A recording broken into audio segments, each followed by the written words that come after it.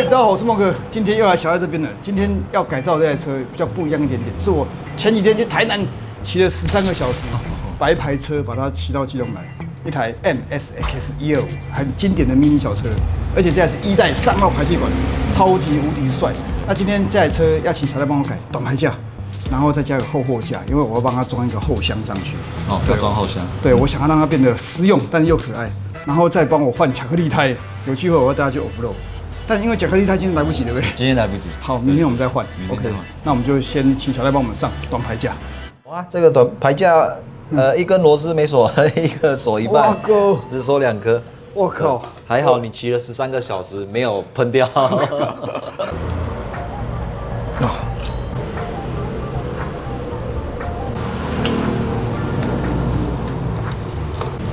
孟哥，嘿，这短排架啊，哦，这个方向灯的间距啊，是依照我们台湾的方向灯的法规哦，这后方向灯的间距最短的距离要18公分。发光体的部分。对，从发光的位置哦到最近的距离，就2个之间发光体最近的距离要18公分哦。但是我现在这样量起来，对，有点差了，可能非常刚好啦。那当然这要看检验员，如果在过户验车的时候，看他会不会刁难啊。那这要怎么处理比较好？那目前当然眼睛目测看起来是非常刚好，对。但是我想我再帮你再稍微垫宽一点点。好。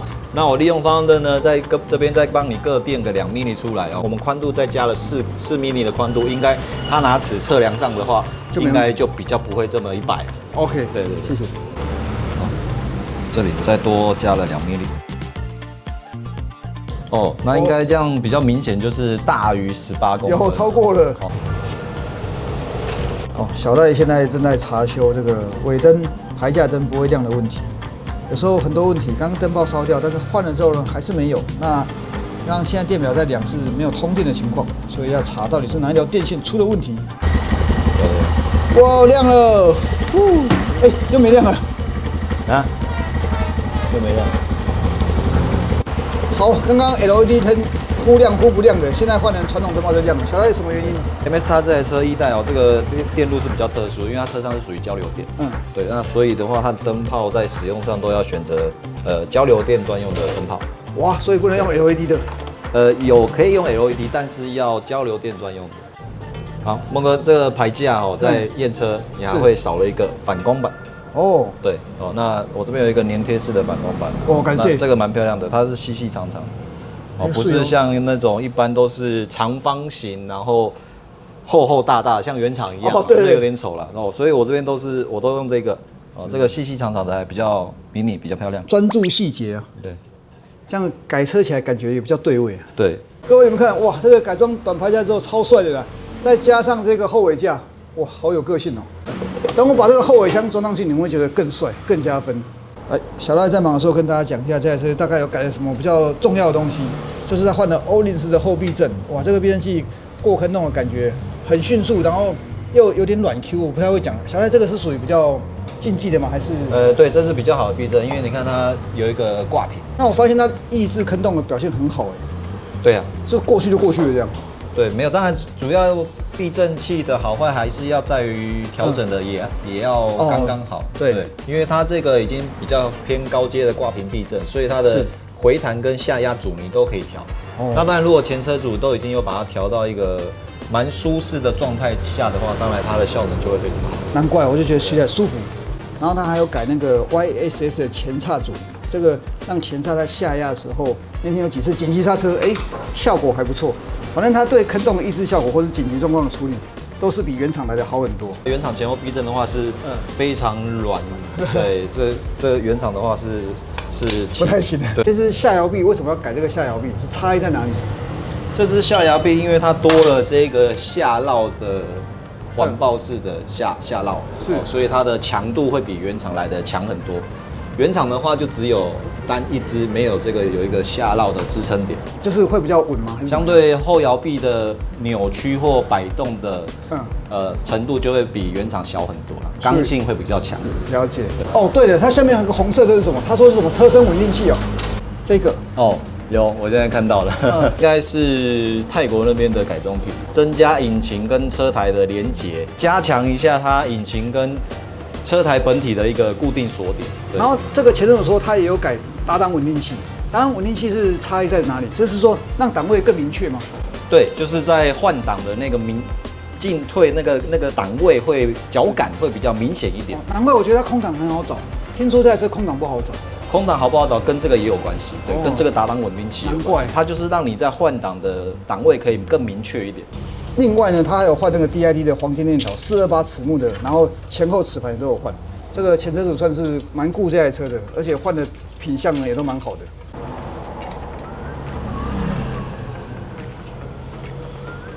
前车主用的机油不错，怎么说？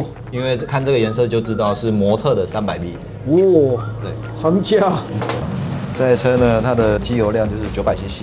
对。好，那这个油尺的测量哦，其实应该所有的车款都一样，除非有特别标注说要旋入的。那一般的车在油尺的测量上都是不需要旋入哦，除非原厂有特别标注要旋入。那这油尺呢，就只要放下去，再拿起来就可以哦。要看到什么地方？那以这台车呢，它的原厂规范就是这里到这里。其实也就是说，这个油尺的头端只要有油，那就是正常规范。梦哥，这个链条也太松啦。对，超松，大拉 Q， 超级松你看连这上面完全太松了。这个会起到绕链的这边还有缺一颗螺丝，那等一下顺便再帮你补一下。OK， 谢谢。覆盖。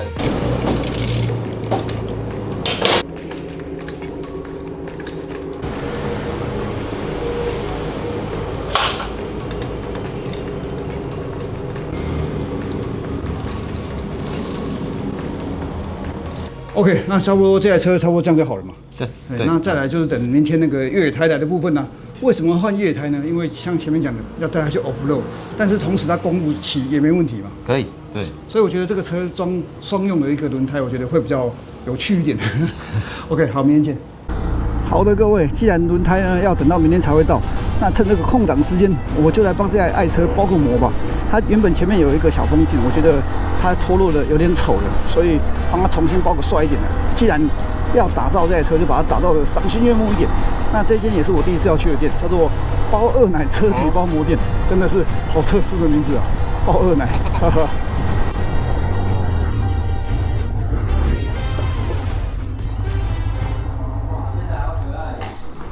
各位，我现在在包二奶车体包膜店。在开始之前，我想问一下老板，为什么取这个名字叫包二奶？因为不管是汽车或机车，都是我们的小老婆。我们要包膜，就是要叫包二奶把它包起来。原来是这样，每一台车呢都是各位的心肝宝贝，对不对？就是二奶啦，二奶的概念。对。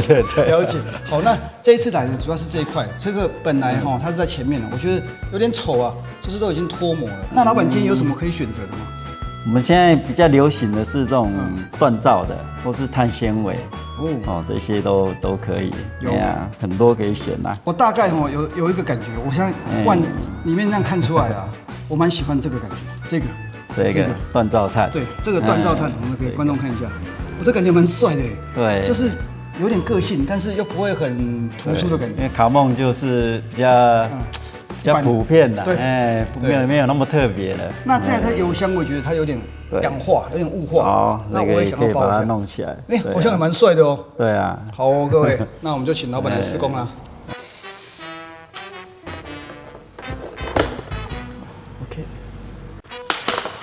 OK， 好可爱。各位，你看这个油箱有多可爱，很小一个。它油箱容量我记得差不多好像5点几公升吧。但重点是它超级无敌省油。原厂官方数据，1公升可以跑将近60公里。那天我从台南实测回来，一路西滨逆风，全油门100的情况下，我居然可以跑到1公升37公里左右。那第二桶油逆风比较没那么严重的时候，就加1公升，居然可以跑50公里。哇塞，这个10年车居然还可以这么省油，蛮让我出乎意料的。一桶油加满，如果说5公升好了，1公升如果能够跑到50，一桶油就250公里耶。好，各位，这个既然油箱把它拆开呢，趁这个机会把它擦一下，要不然下一次要打开不知道什么时候，一般根本没有机会插到这边呢。各位，你们看这个进气口设在这么高的地方，表示说这台车真的可以涉水吗？我猜可以涉水到这个高度哦，也许哦。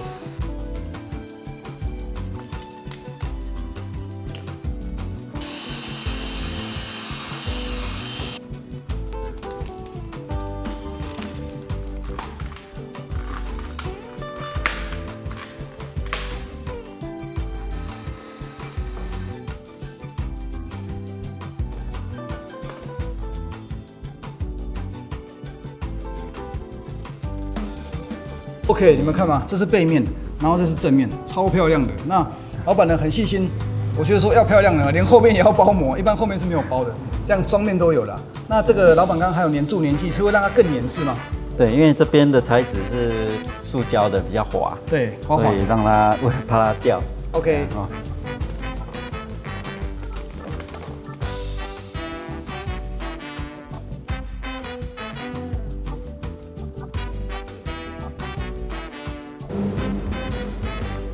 OK， 改造完成了，哇！感谢元哥帮我把这台车死灰复燃。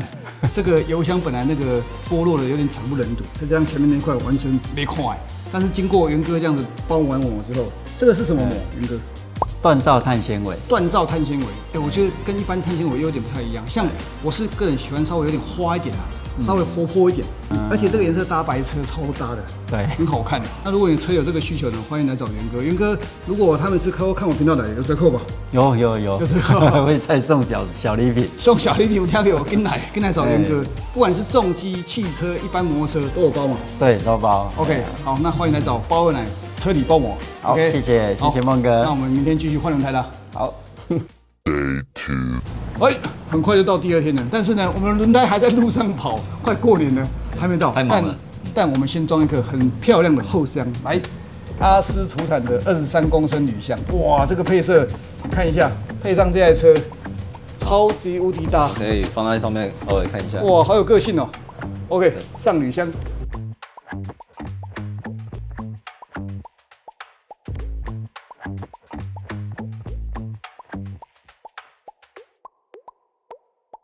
那你说你要去 off road 涉水的话，当然这个空滤盒本身是防水没有错，但是有时候这个周围的防水胶条啊，那如果久了老化，那其实它的密合度会不好，也会不好了。因为这台车的进气口，就我所知，在蛮上面的。对，进气口当然都是很高的哦。那这进气口的高度可能大概在车身的这么高的高度。有昨天那个贴膜车拆起来看，有一个往后的一个进气口。对，因为它高度其实当然进气都很高，当然水只要在进气口以下，当然都是没有问题的。哇，赞呢！但是还是不要长时间的泡水啊，短暂的应该是没有太大问题啊。所以我最怕就是不是这个火星塞，怕这个烤耳漏水。火星塞帽对，有可能泡水的时候它会漏电。对，如果真的这个烤耳漏电呢，拔起来，各位，这里面这边我把水甩干，还是有机会可以让它正常的运作。对，如果这个里面有水的话，你车骑起来就会抖那种感觉。对，没错。它其实原本的空滤也还没有很脏啊，真的，其实还蛮干净的。我把昆虫尸体吹一吹，应该可以用。OK， 好。这个前车主还有改了一个铝合金的进气喇叭孔，对，增加进气效率。看起来好可爱。对，小小一颗。哦，小小那个，各位，这个就是进气喇叭孔。各位，你们看前面，它看起来像 LED， 实际上呢，它是后面是一个那个一般的卤素灯泡，做造型用的。刚刚在等轮胎到的同时，我又回去牵这台 CRF 300 Rodeo， 这两台车刚好都是这礼拜陆续买回来的。一台从台南骑回来，一台从高雄骑回来。如果当时有看我那个直播骑车的过程，就知道，第一台车骑了13个小时，第二台车这台骑了9个半小时，都是很长途啊。但是也是因为都骑那么长途了，让我可以更了解这两台车基本上能够骑回来都没有顾路，然后一路都很顺畅啊。这两台车体质基本上是 OK 的啦。结果轮胎还是还没到。但是没关系，我们先来整理一下这台 CRF 300 Rally 版本。这台车我买回来的时候，那个前车主说他汽油换过了。那其他部分看这台车它什么特别要注意要保养的地方？好，因为这个里程差不多刚好2万出，2万1000多了。对，那2万好像也差不多要大保养嘛。对，那我们就看一下它该换的换，然后看有没有什么需要特别注意的地方。好，这个电池刚换过，哇，去年11月才换的，非常新。那现在请小戴帮我们拆作业，要换那个行车记录器的记忆卡，然后顺便检查一下空气滤芯。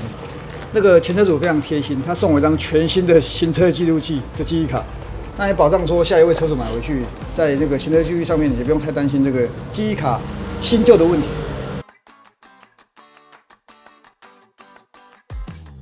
这个行车记录器那个功能都正常，看起来新旧程度呢还 OK。到底是干净还是脏呢？我每次拆在空里我就觉得好兴奋。哎，还好呢哦。蛮干净的。对啊，对，怎么今天这2台都很干净？应该都有定期做保养。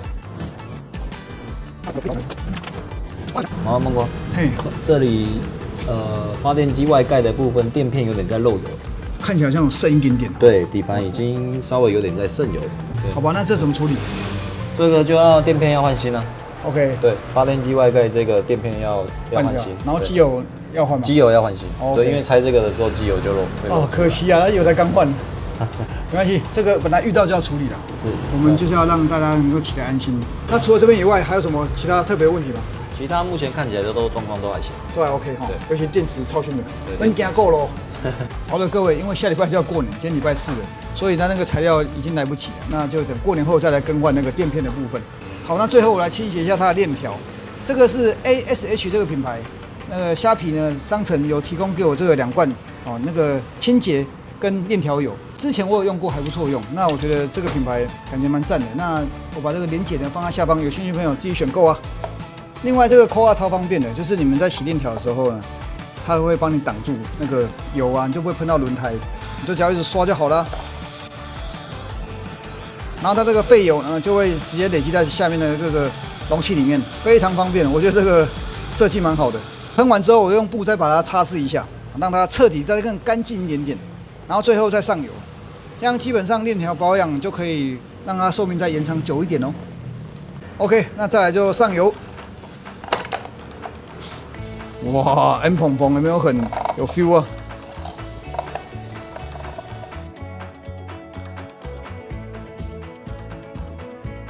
轮框跟轮胎接触面的地方用久了都会有一些胎屑，那你没有刷干净的话，你一直不断的换新轮胎都没有去清除，你就会发现你的轮胎漏气都漏得比别人还快。哦，其实都是从这个边缘它在漏。One eternity later， 巧克力胎啊，巧克力胎，我们从中午12点等你到晚上，现在几点了？8点了。你终于来啦，巧克力胎！哇，整个氛围都不一样啊，各位你们看一下，这个巧克力胎上这台车，哇，根本是绝配啊！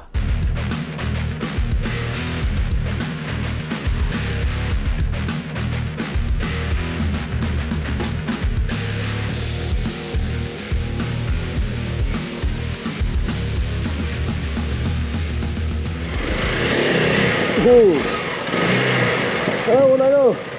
小赖，我们是什么地方漏油要换垫片？初步判断就是发电机盖的这个垫片，然后还有这个欧令的地方在漏。可是这台车才差不多2万公里出头而已，怎么就会漏油？垫片跟欧令这东西很难说，有时候是车子在骑乘的环境或者是储存环境的种种因素不同，对，所以都有可能。对。然后这块壳因为这个保杆挡住了，哇，整个保杆都要拆掉了。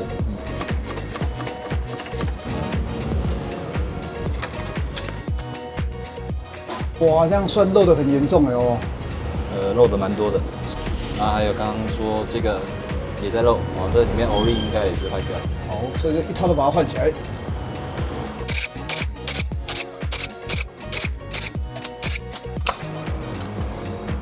哇哦，哇，好美哦！这个是什么？发电线圈。哦，发电线圈。对。这就是原本破掉的垫片，对。所以这基本上拆下来，一般就是一定支离破碎。拆下来就对，一定都会破碎，这是一次性的东西。那等一下要把所有的垫片全部清干净，包括这里全部都要清干净，那再换新的。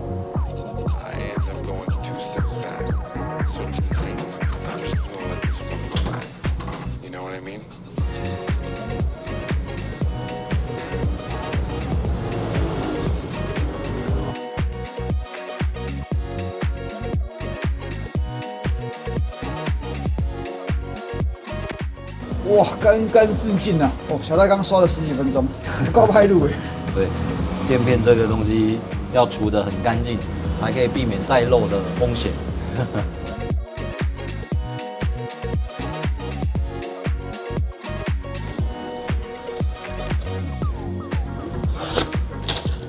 哦，小戴清干净了。对，哎，这个材质很特别，这是什么材质？这种它设计它是用纸垫片，对，那有些车是用石墨纸，对，那有些车呢，它是用金属板，对，所以每台车它的设计不太一样。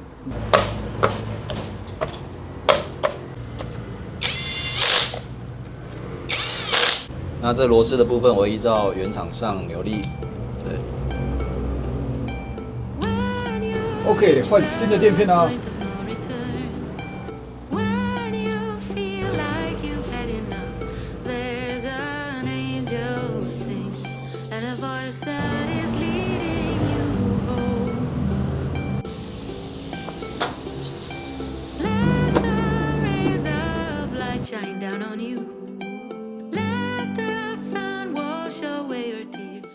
OK， 终于这台车终于用好了。从买回来过了1个年，然后等材料来，刚刚又用了超过2-3个小时，因为那个垫片换特别费工啊。换垫片其实是蛮费工的一件事情。真的，我一直以为说很简单，没有，刚刚你看到的过程是这么繁琐，这么复杂。好，那今天一样谢谢小赖。那这台车你们看到这影片的时候，我不确定卖掉了没。如果卖掉的话，我一样会把它放在置顶留言处。那之后如果有任何车的问题，都欢迎来找小赖哦。下方资讯栏有我的官方赖连结。如果对二手车有兴趣的朋友，可以加我的官方赖。那这台车买回去呢，祝下一个车主就可以直接环岛啦！小赖认证，直接环岛啦。OK， 好，那我们下期再见啦，各位拜拜，拜拜。